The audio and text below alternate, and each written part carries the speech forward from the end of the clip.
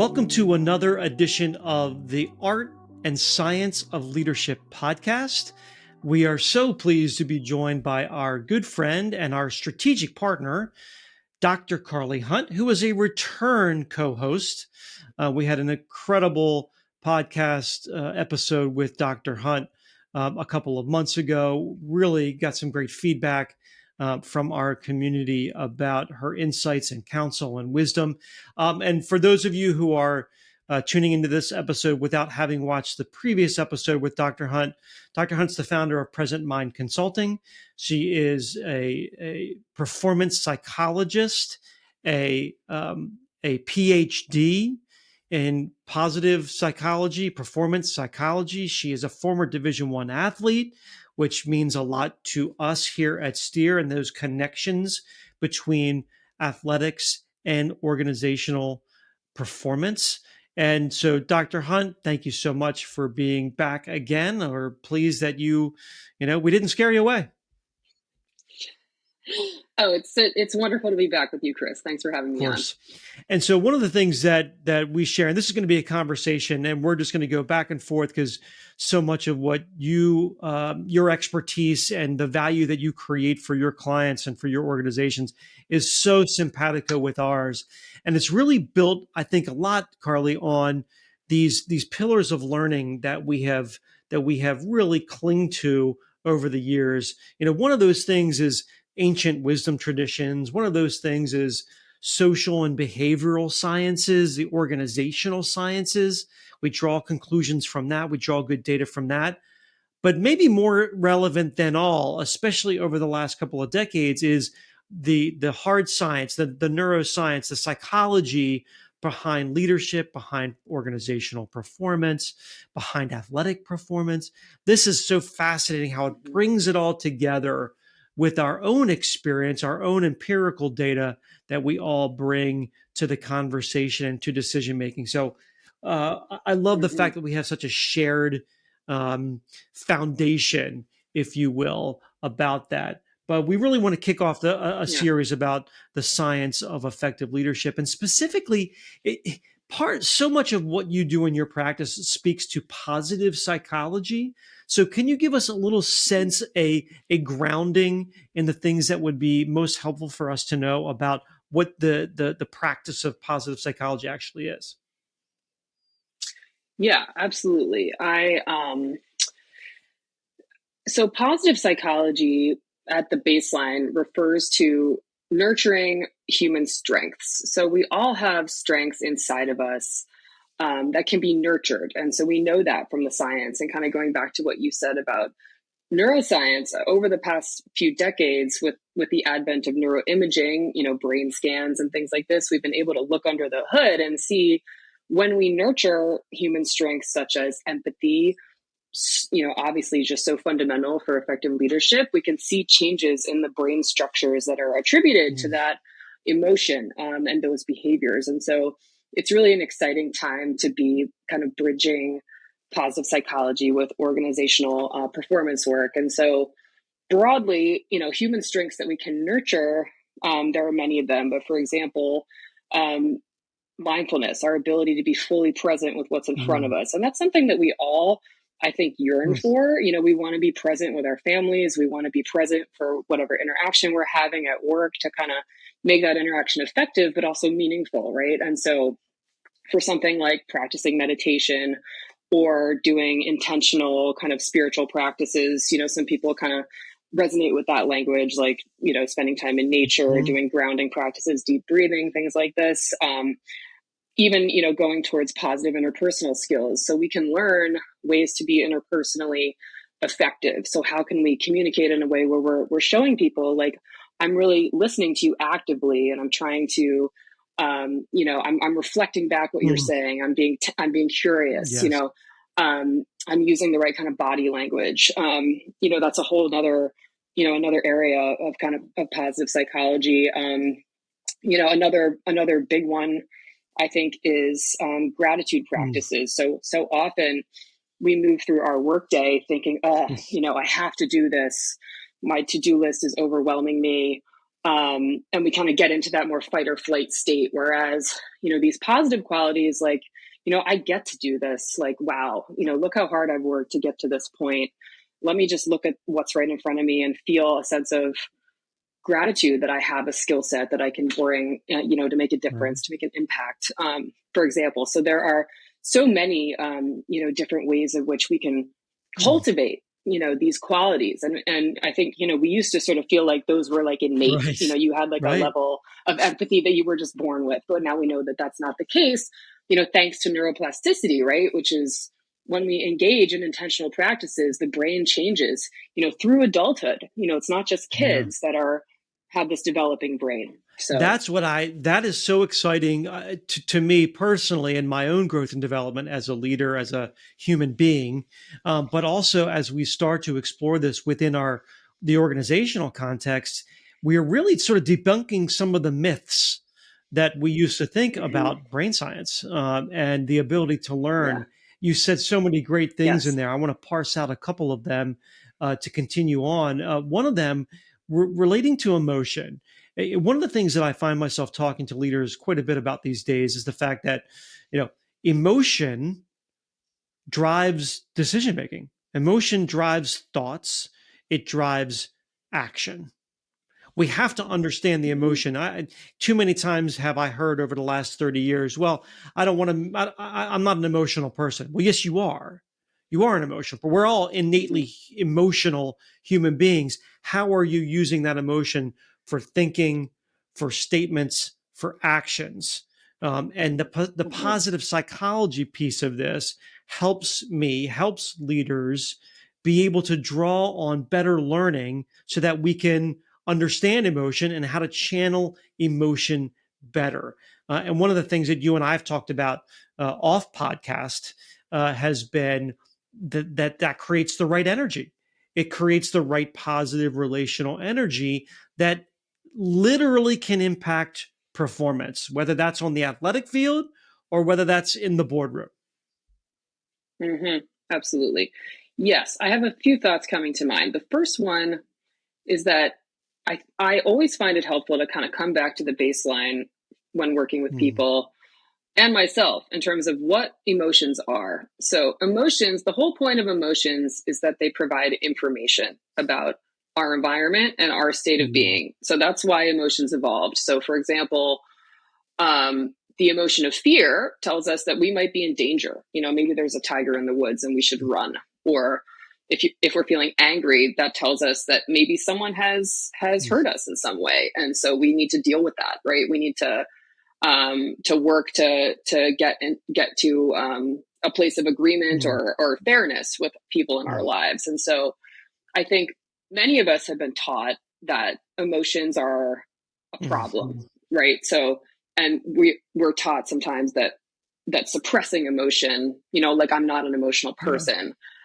I think sometimes that message, and that's a myth, right? That's kind of been kind of in our culture for a long right. time, is that emotions are something that we should sort of control, but we know that suppressed emotions actually leak out. So an analogy I like to use is, if you have a beach ball and you submerge it in the pool and you're trying to keep it down, eventually it's going to kind of explode up out of Yeah, the pool, right? And that's kind of what suppressed emotions end up doing. interesting. So, I'm not an emotional person, but maybe my my tension or my frustration that I'm not really listening to is going to come out with me kind of being short with my kids Mhm. or with people that I'm working with. So then tying it into that positive relational energy, that's going to detract from my ability to have that positive Yeah, relational yeah, energy. And so I think positive psychology at a baseline encourages us to just start by paying attention to what's real in a present moment. What am I feeling in my yeah, body? What kind of thoughts are happening? Let me kind of take this sort of observer type of mindset towards my internal state and just kind of welcome what's really happening to see what I can learn yeah. from that. It doesn't mean, because I'm having emotions that I'm going to lose control, Right. right? Like almost paradoxically, the more we pay attention, the more control we have because we have a full picture Yeah, of what's happening and then we can respond wisely yeah. to the feeling that we're having. So, say I'm just feeling frustrated. I'm feeling, I'm feeling discouraged about the direction of the way things are going at work. okay, I notice those feelings. Let me spend a little time taking care of Right. myself, and then let me come back to interact with others in a way that's going to be most effective. Yeah. Yeah, that that So, it's so interesting yeah. when we pair the ancient faith traditions, Stoicism, ancient philosophies. You're channeling some Adam Smith there with the objective observer, and yet here's what's the best part is that now we've got modern science validating some of what we've our intuition over millennia, which allows us then to put appropriate plans together, appropriate learning protocols together so that we can be better.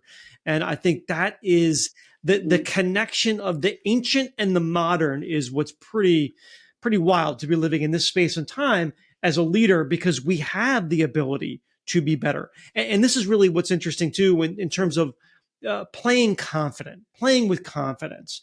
And so many times I see leaders, they're trying to get a result and they're not doing it by instilling confidence. They're actually doing it in a way that's breaking down some of the confidence foundation in people. But we know, you and I both know from playing Division One sports, like when you're standing over a 3 foot putt as a former Division One golfer, when your confidence is high, boy, those things just the hole feels really big, right? And Yeah. and we want that same thing to be true in the organizational context where we are playing our direct reports or our executive teams, they're playing with confidence because it changes the brain chemistry for how they will perform and how they take on challenges and how their own energy is. Yeah, absolutely. Yeah, confidence we know is so fundamental. Just like you said, and you've experienced this as an athlete and everything that you do.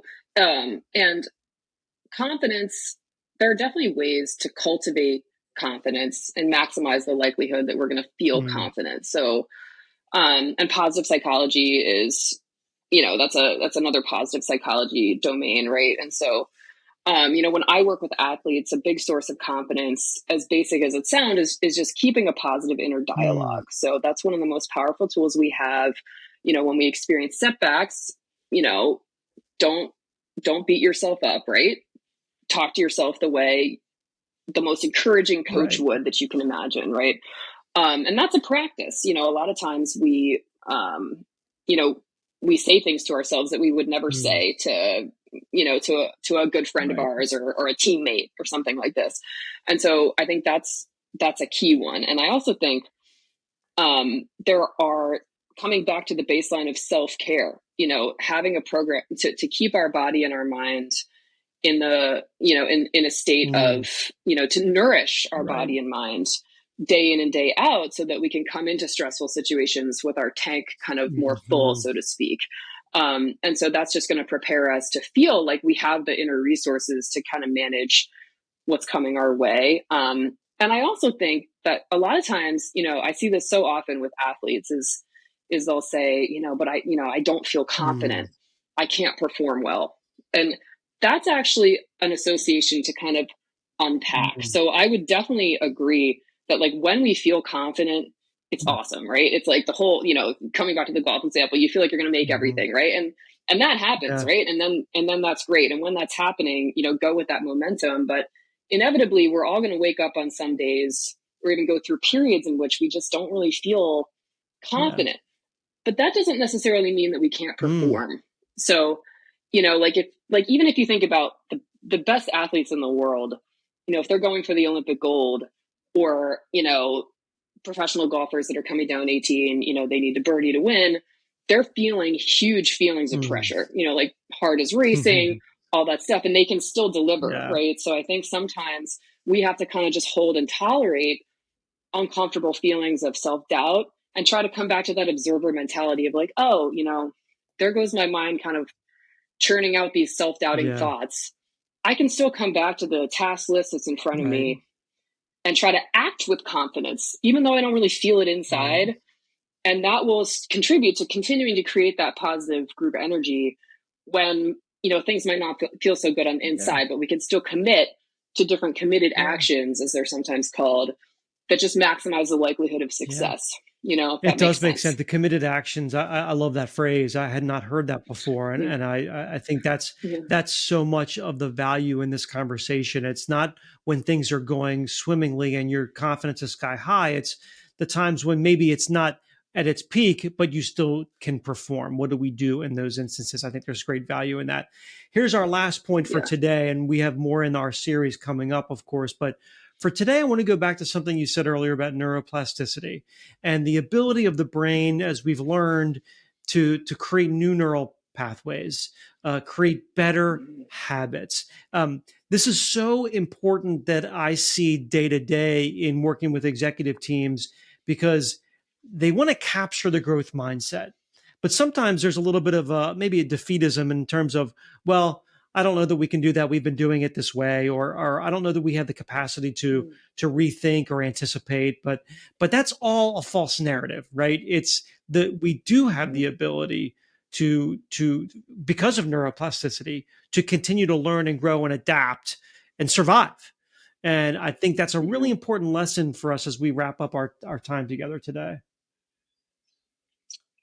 Yes, I think that's a really common challenge that people face when thinking about habit change Mhm. or change in group dynamics or the change in the way things are done. And so, you know, yes, I think that bringing in the science of, we know that if we do an intentional practice, say 10 minutes a day of Mhm. mindfulness, we see changes in people's brains that show they can pay attention better. And who doesn't want Mhm. that, Right. right?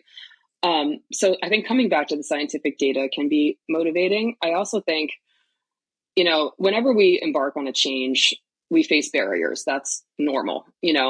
And so talking, through coaching, so it's, the coaching that you're doing and the work that I do with clients, I think just getting really concrete about, what are the barriers? Mhm. Like, let's unpack those. Let's strategize how to try to overcome these barriers because they're Right. inevitable with the change Right. process, and kind of normalizing that and having a lot of, um, again, coming back to that idea of compassion and encouragement through mistakes. Mhm. It's like, this is going to feel different. Like, it's probably not going to be perfect the first time, and that's okay. And so, kind of embracing that discomfort versus kind of turning away from Right. it. That's perfect way to bring us to close and really sets the teaser, if you will, for our next conversation. I tell you what, Dr. Hunt, I'm enjoying this co-hosting with you. I think the art and science, it's powerful in its application, and it's we all need to continue on our own learning journey so that we can get better at both sides of that equation in order to drive better performance, better fulfillment, better joy, better success, however you would define that. So, Dr. Carly Hunt, thank you again for joining us on the Art and Science of Podcast. I love co-hosting with you, and everybody stand by because there's more to come. Yeah, this is so great, Chris. I love it. So see you next time. Thank you.